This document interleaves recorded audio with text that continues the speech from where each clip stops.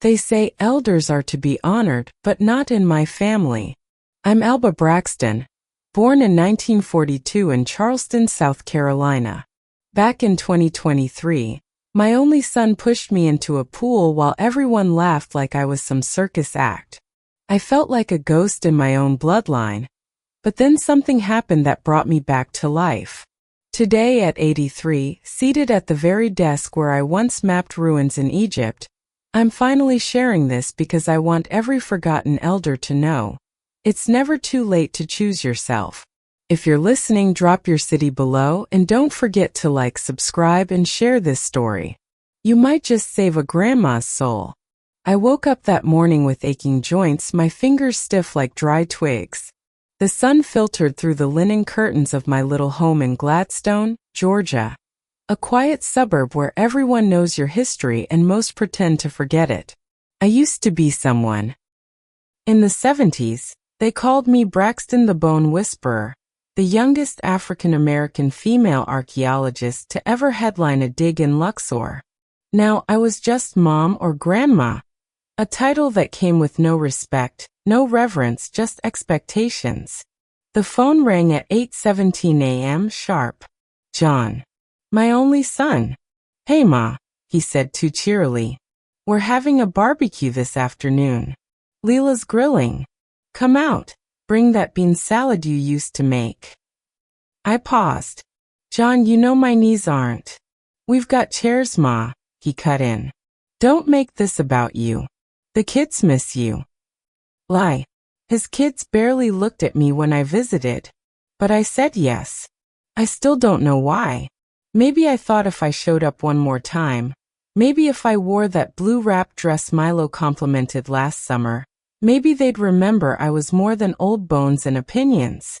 It was a backyard filled with laughter, beer cans, and Bluetooth speakers humming Afrobeats. Leela's cousins were there, even her yoga instructor, but not a single person from my own past. They never invite people who might remind them who I was before motherhood. I sat quietly in the shade, hands folded on my cane, watching them move like I was behind museum glass. That's when it happened. I'd just gotten up to refill my water when John strolled over, wide smile, holding a red plastic cup. "Ma, you look hot," he said, glancing at my beaded neck. "You okay?" Before I could reply, he grinned and said, "Let me help you cool off." Then God helped me. He shoved me hard, straight into the pool. The cold water swallowed me faster than I could gasp. The moment I surfaced, choking and shivering, I heard them laughing. John, Leela, even her yoga friend. Everyone except one Milo, my grandson, 16 years old, and the only soul who dove in without hesitation. "Grandma," he gasped, pulling me toward the edge. "You okay?" I clung to him. The chlorine burned my eyes, but the tears weren't from the water. I sat on the lounge chair after that, wrapped in a towel someone threw my way like a dog blanket. No one apologized. Not even John. They just said things like, "It was a joke. Don't be dramatic. And you're always so serious." So I got up. Trembling. Proud. "I'm going home," I said softly. Leela rolled her eyes. John looked annoyed. "Ma, don't make a scene." I stared at him long enough for the silence to grow heavy. "You made it," I said. Then I left. In the quiet of my house, I sat on the edge of my bed for a long time, my towel soaked into the mattress. My phone buzzed. A text from Milo. "I'm sorry. That wasn't right. I love you, Grandma." I didn't reply. Instead, I opened a dusty box from the corner of my room.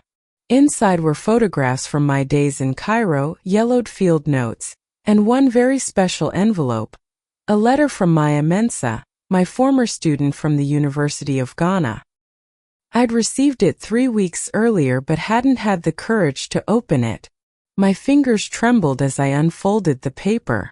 "Professor Braxton, I believe we've found the missing link to the 1978 dig in Tel El Amarna. You were right. The glyphs match your hypothesis.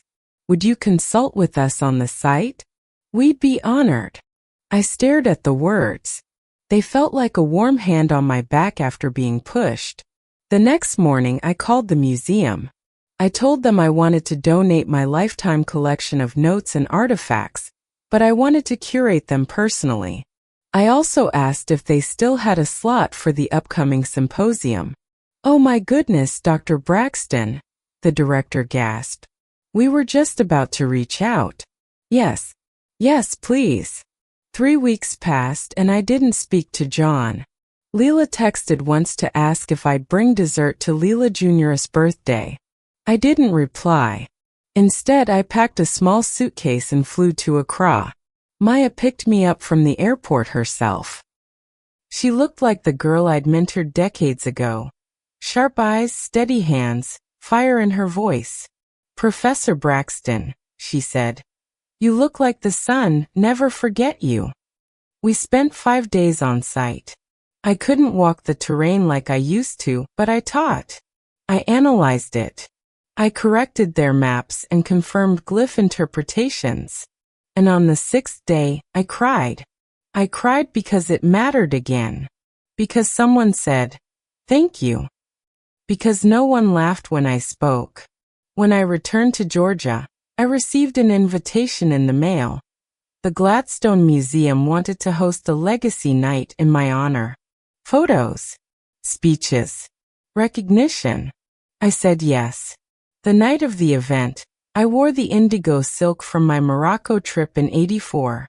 My hair was pinned high. My cane was polished. Milo came.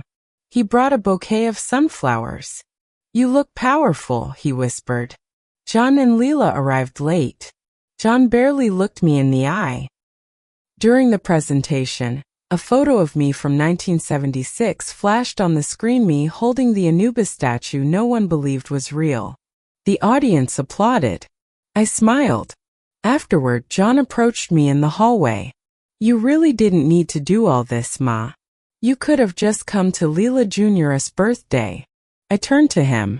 "Your daughter will have dozens of birthdays. I only have one legacy." He blinked. "I'm not your clown, John," I continued. "I'm not your burden. I am Alba Braxton. And from now on, you may address me with the respect I earned." He said nothing, but Milo stood behind me, taller than I remembered, and said, "She's a legend, Dad. The world sees it. Maybe you should too." And for once, John had no comeback. After that night, something in me unlocked. I wasn't just surviving, I was choosing. Choosing peace. Choosing purpose. Choosing myself over a son who thought my value ended with his birth. A week after the legacy night, I received another letter. This time it was from Cambridge University. "Dr. Braxton, we are hosting a special consultation series on Afrocentric archaeological records and their suppressed histories. Your contributions are foundational. Would you be available for a 2-month residency?" I laughed. Not because it was funny, but because the universe has a strange way of redeeming the disrespected. The very things my family mocked, the journals, the artifacts, the hours I spent in solitude, were now opening doors they could never comprehend. I called Maya. "Take it," she said before I even finished reading the letter. "Take it and let the world know the fire in your bones still burns." I booked the flight. 2 months in Cambridge changed everything. I lectured, I advised doctoral candidates, I joined panels where people truly listened to every word I spoke. They treated me like royalty, not like clutter.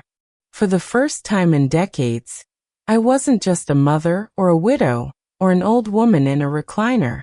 I was Dr. Alba Braxton, voice of the ancestors. Meanwhile, back in Gladstone, things shifted. John's texts went from one-word questions to paragraphs laced with guilt. "Mom, we were out of line. I didn't realize how much you still had to offer. Milo talks about you non-stop." I read them all, but I didn't reply. Not out of spite, but because some silences are sacred. When I finally returned, the house felt different. Not bigger, not smaller, just mine. I removed the old family photos from the hallway, not out of anger but clarity. I replaced them with framed newspaper clippings from my early work, expedition certificates, a picture of me and Maya holding a replicated Nubian relic. I didn't want to erase my past. I just wanted to reframe it. One evening, as the sun melted over the neighbor's roof, Milo came by. "Can I stay for a while?" he asked. He'd grown in those months. His voice was deeper.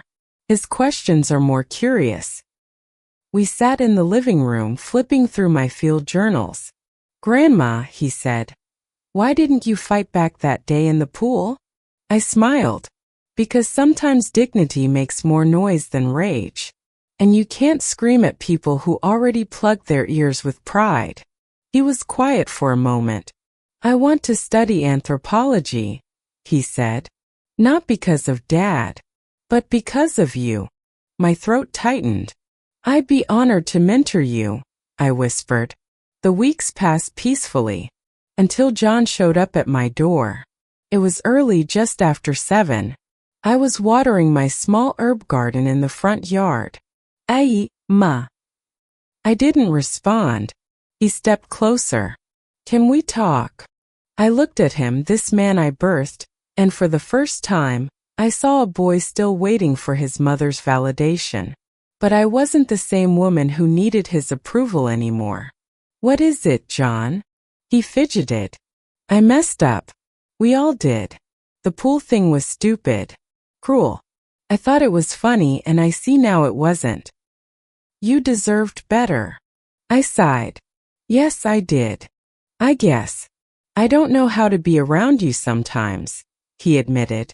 "You're this brilliant woman with a past I don't understand. And I just wanted a normal mom." My eyes met his. "And I just wanted a son who didn't make me shrink to fit his comfort." Silence. Then he said, "I don't want to lose you." "You already did," I said softly. "But loss doesn't mean hate. It just means distance." He nodded, eyes glassy. "I respect what you're doing with Milo," I continued. "He's asking the right questions. Learning. Listening. You should try that sometime." He left without hugging me. And I didn't chase him. Because that's the thing about growing older, you learn to stop chasing closure from people who still don't know how to offer it. Months later, I hosted a private exhibit at the museum. Unearthed Women. Forgotten Queens of the Nile. It featured relics and stories of powerful African women lost in colonial history. I invited everyone. John didn't come, but Milo did, and so did Leela. She stood in the back for most of the evening, then came forward at the end. "I was wrong," she said. "We all were." I looked her over. She looked tired. "Being wrong isn't a sin," I replied. "Staying wrong is." She nodded. "We're trying to do better." "I hope you do," I said, offering her a brochure for the next symposium. She took it. Later that night, I sat alone in the gallery, the lights dimmed, the relics glowing softly under glass. And for the first time since retirement, I felt whole. Not because of validation, but because I chose it. I choose joy. I chose a purpose. I chose me. That night, I wrote a letter to Milo. "My dearest, if ever the world tries to make you small, remember your bloodline includes a woman who mapped the voices of the dead. Never forget the weight of your voice. Speak with truth. Move with grace. And always, always choose yourself. Love, Grandma." Weeks passed. I received one more email from the Smithsonian, a traveling exhibit featuring me, my life's work, my theories, my battles, my wins. They wanted me front and center. I said yes, and I smiled, because the world that once ignored my voice was now echoing it. And somewhere in a little backyard in Georgia, a pool still stands, But this time, the only thing that falls in is rain. Moral lesson. Even when your own family forgets your worth, the world will remember it if you stay true to who you are. Let your pain fuel your power, and never let laughter at your expense silence your voice. Reclaim your story, honor your journey, and always choose yourself first. If this touched you like this video, subscribe to the channel, share with someone who needs it, and drop your thoughts below. We love reading them.